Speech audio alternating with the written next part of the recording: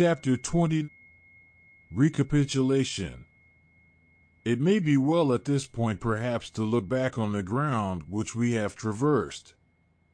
In our first book we examined some ways of regarding reality, and we found that each of them contained fatal inconsistency. Upon this we forthwith denied that, as such, they could be real.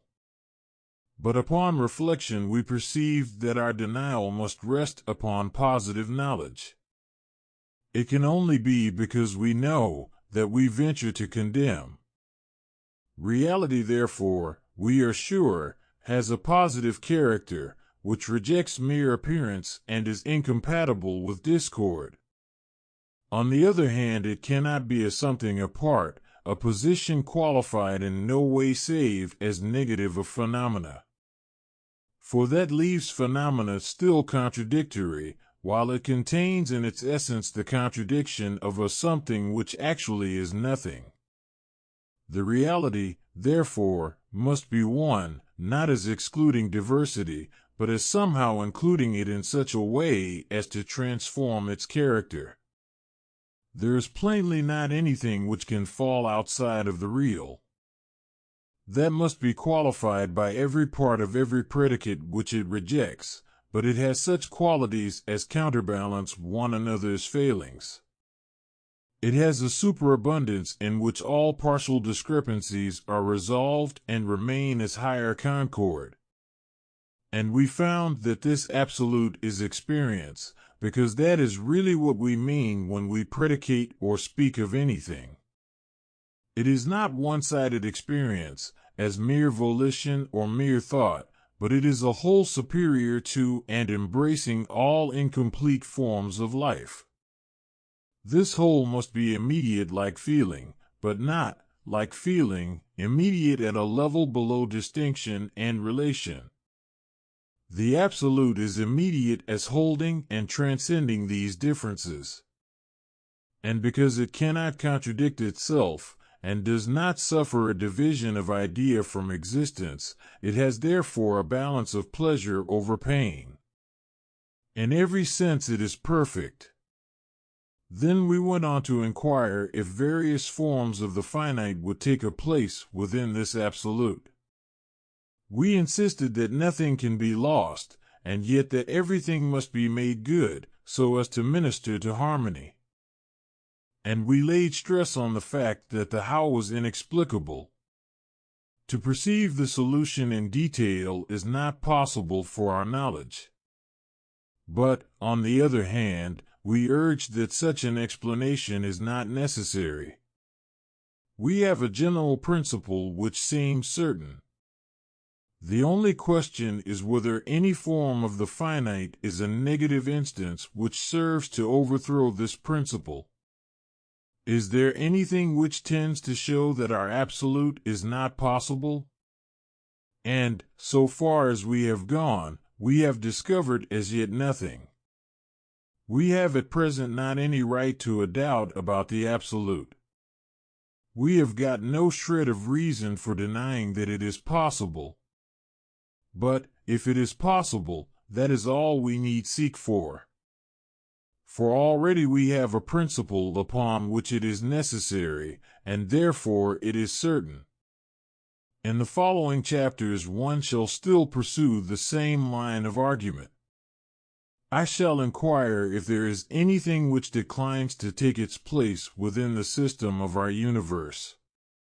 And, if there is nothing that is found to stand out and to conflict, or to import discord when admitted, our conclusion will be attained.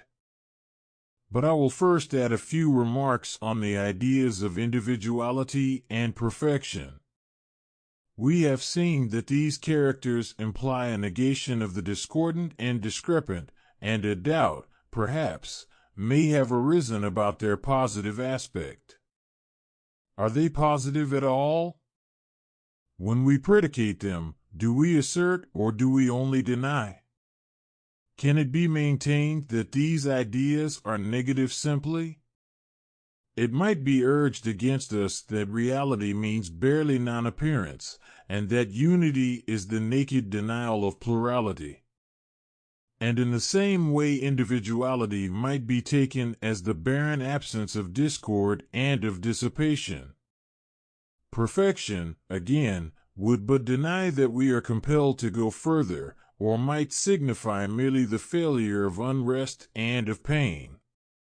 Such a doubt has received, I think, a solution beforehand, but I will point out once more its cardinal mistake. In the first place, a mere negation is unmeaning. To deny, except from a basis of positive assumption, is quite impossible. And a bare negative idea, if we could have it, would be a relation without a term. Hence some positive basis must underlie these negations which we have mentioned. And, in the second place, we must remember that what is denied is, none the less, somehow predicated of our absolute. It is indeed because of this that we have called it individual and perfect. 1. It is, first, plain that at least the idea of affirmative being supports the denial of discrepancy and unrest. Being, if we use the term in a restricted sense, is not positively definable. It will be the same as the most general sense of experience. It is different from reality, if that, again, is strictly used. Reality implies a foregone distinction of content from existence, a separation which is overcome. Being, on the other hand, is immediate and at a level below distinctions, though I have not thought it necessary always to employ these terms in a confined meaning. However, in its general sense of experience, being underlies the ideas of individuality and perfection. And these, at least so far, must be positive. 2. And, in the second place, each of them is positively determined by what it excludes. The aspect of diversity belongs to the essence of the individual, and is affirmatively contained in it. The unity excludes what is diverse, so far only as that attempts to be anything by itself, and to maintain isolation. And the individual is the return of this apparent opposite with all its wealth into a richer whole. How in detail this is accomplished, I repeat that we do not know, but we are capable, notwithstanding, of forming the idea of such a positive union. Feeling supplies us with a low and imperfect example of an immediate whole. And, taking this together with the idea of qualification by the rejected, and together with the idea of unknown qualities which come in to help, we arrive at individuality. And, though depending on negation, such a synthesis is positive. And, in a different way, the same account is valid of the perfect. That does not mean a being which, in regard to unrest and painful struggle, is a simple blank. It means the identity of idea and existence, attended also by pleasure. Now, so far as pleasure goes, that certainly is not negative. But pleasure is far from being the only positive element in perfection. The unrest and striving, the opposition of fact to idea, and the movement towards an end, these features are not left outside of that whole which is consummate. For all the content, which the struggle has generated, is brought home and is laid to rest undiminished in the perfect. The idea of a being qualified somehow, without any alienation of its what from its that, a being at the same time fully possessed of all hostile distinctions, and the richer for their strife, this is a positive idea. And it can be realized in its outline, though certainly not in detail. I will advert in conclusion to an objection drawn from a common mistake. Quantity is often introduced into the idea of perfection. For the perfect seems to be that beyond which we cannot go, and this tends naturally to take the form of an infinite number. But, since any real number must be finite, we are at once involved here in a hopeless contradiction. And I think it necessary to say no more on this evident illusion, but will pass on to the objection which may be urged against our view of the perfect. If the perfect is the concordant, then no growth of its area or increase of its pleasantness could make it more complete. We thus, apparently, might have the smallest being as perfect as the largest, and this seems paradoxical. But the paradox really, I should say, exists only through misunderstanding. For we are accustomed to beings whose nature is always and essentially defective. And so we suppose in our smaller perfect a condition of want, or at least of defect, and this condition is diminished by alteration in quantity. But, where being is really perfect, our supposition would be absurd.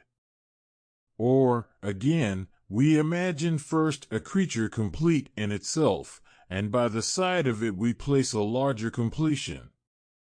Then unconsciously we take the greater to be, in some way, apprehended by the smaller.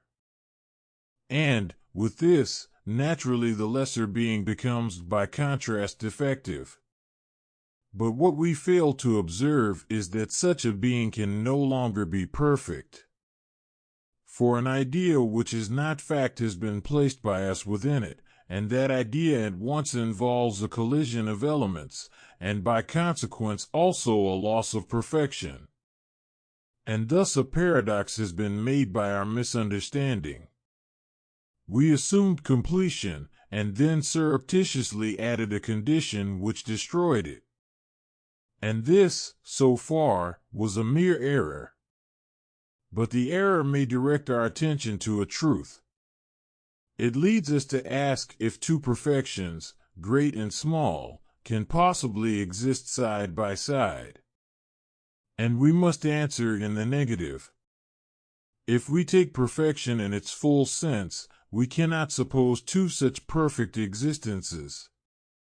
And this is not because one surpasses the other in size, for that is wholly irrelevant.